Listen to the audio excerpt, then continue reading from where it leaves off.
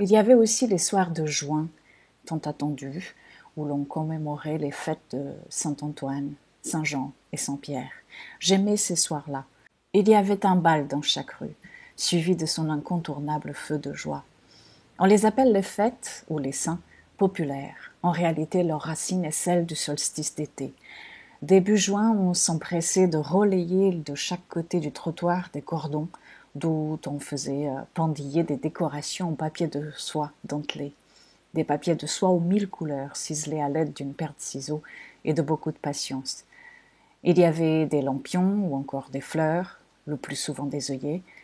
Certains jours, en passant par en dessous, à mon retour de l'école, je pouvais entendre le frottement et le frétillement des papiers lorsqu'ils se laissaient caresser par le vent dans le silence solaire de la rue. Au fur et à mesure que le temps avançait, juin prenait ses aises, et les couleurs des décorations de rue se faisaient manger par les éléments, pour arriver fin juin complètement délavé.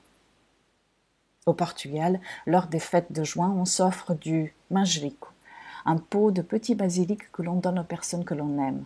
On l'appelle l'herbe des amoureux. Il est le plus souvent orné d'un œillet en papier, toujours cet œillet symbole de la liberté d'un peuple omniprésent, et d'une quadra, un poème populaire à 4 vers. Le manjerico sent particulièrement bon, mais il ne faut surtout pas le sentir directement au nez. Il est mieux de poser sa main dessus et laisser le doux parfum l'imprégner. Si on ne le fait pas ainsi, il paraît qu'il fane en fait dès le lendemain. Alors quand le soir du 13 juin arrivait, les 1000 musiques dans lesquelles baignait la ville se faisaient entendre par fragments, apportés par le vent du soir. On avait dès le soleil couché un programme des plus stricts à respecter, celui de faire le tour de tous les bals de la ville et de danser un peu partout, de manger une bonne sardine grillée et pour les plus courageux d'entre nous, sauter par-dessus le feu de joie dans lequel on avait jeté au préalable des brins de romarin pour que son odeur embaume nos corps et purifie nos âmes de tous les sortilèges amassés au cours de l'année. Je viens de vous lire un petit extrait d'un souvenir personnel pour accueillir juin et pour faire vivre l'archétype de Vénus qui entre en ce mercredi 2 juin dans le signe du Cancer et où elle restera jusqu'au 28 juin. Vénus en Cancer invite à se relier à la beauté de l'appartenance à la matrice. Elle invite à renouer avec le féminin archétypal, avec cette puissance de l'immanence qui porte le parfum du passé, de notre héritage, de nos racines individuelles et collectives. Tout y est à la fois intériorisé et lové dans une préservation millénaire qui demande à être continuée. Pourtant, quelque chose de nouveau cherche aussi à s'extérioriser en prenant appui dans la tradition et dans les racines pour soutenir le vertige qui est celui du changement des sentiments, des environnements et des humeurs qui ne nous appartiennent que partiellement.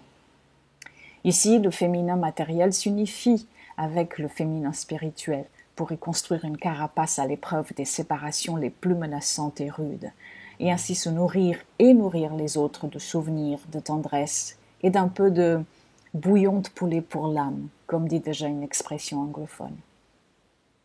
Vénus en Cancer, c'est la protection unificatrice pour qu'une gestation intime et amoureuse puisse être menée à terme. Il nous faut tomber en amour pour ce que l'on est en train de créer.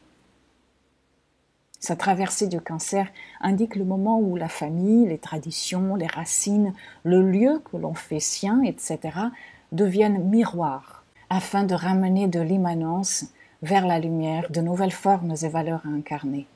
Sont-elles toujours les nôtres et voulons-nous les continuer? Ou alors est-ce que nous le faisons par loyauté familiale, culturelle, etc. Et quel rôle et importance cela réveille en nous? Comment devenir qui on est sans perdre l'amour des siens?